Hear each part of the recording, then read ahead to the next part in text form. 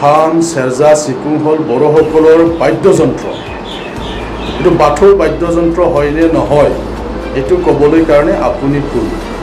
এতিয়া আমাৰ বড়োসকলৰ দুলাৰাই বড়ো হাৰিমু আফাদ আছে। এই দুলাৰাই বড়ো হাৰিমু আফাদে তেওঁলোকৰ চেষ্টাত এতিয়া আমাৰ এই খাম জটা চেৰজা চিকুং ইউনিভাৰ্চিটিলৈকে আহিলে। ইউনিভাৰ্চিটিত চিলেবাছত অন্তৰ্ভুক্ত হ'ল, college music and fine arts কলেজত অন্তৰ্ভুক্ত হ'ল।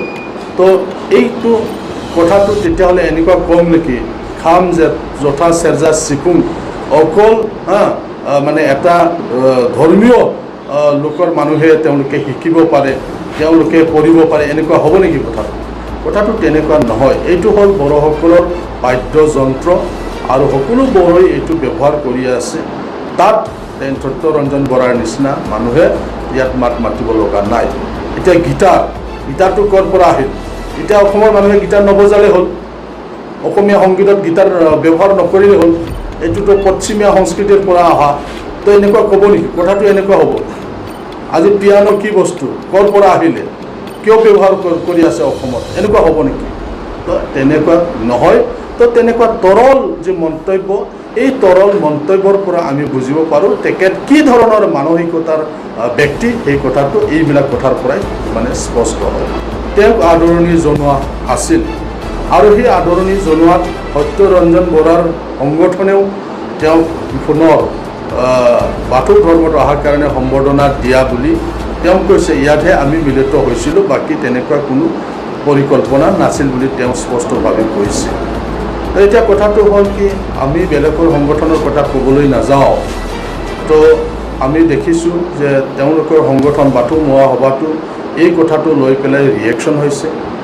কোকৰাঝাৰৰ আমাৰ জ্যেষ্ঠ বাথৌ ধৰ্মৰ যিসকলে ধৰ্মগুৰু আৰু যিসকলে বাথৌ ধৰ্মৰ ফাউণ্ডাৰসকল আছে, তেওঁলোকে কৈফিয়ত বিচাৰিছে গণেশ বসুমতাৰীৰ ওচৰত যে আপুনি কেনেকৈ এনেকুৱা বড়োসকলৰ মাজত বিভাজন কৰা এনেকুৱা এজন ব্যক্তিৰ লগত কিয় আপুনি সংবাদ মেল পাতিলে, এই কথাটো তেওঁক মানে কৈফিয়ত তলব কৰিছে তেওঁলোকে।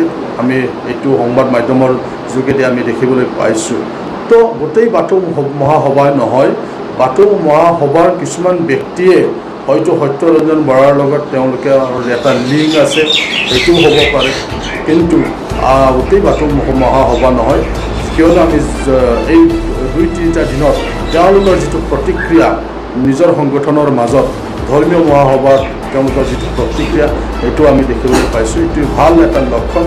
বড়োসকল বহু বছৰ মানে আগৰ পৰাই, প্ৰায় 150 বছৰ আগৰ পৰাই বড়োসকল খ্ৰীষ্টান ধৰ্ম দীক্ষা লৈছিলে।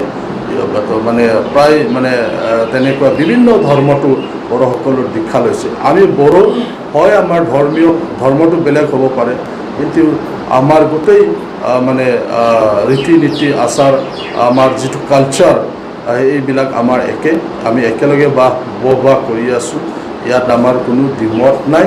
কথাটো হ'ল কি, নিজৰ যিটো উপাসনা, এই উপাসনাবিলাক নিজে কৰে নিজৰ ধৰ্মত, বাকী আমি সকলো বড়ো এক। ইয়াত যাতে তেনেকুৱা ধৰণৰ কোনো মানে ব্যক্তিয়ে, কোনো সংগঠনে আমাৰ বড়োসকলৰ মাজত সোমাই পেলাই বিনষ্ট কৰিবলৈ যাতে চেষ্টা নকৰে।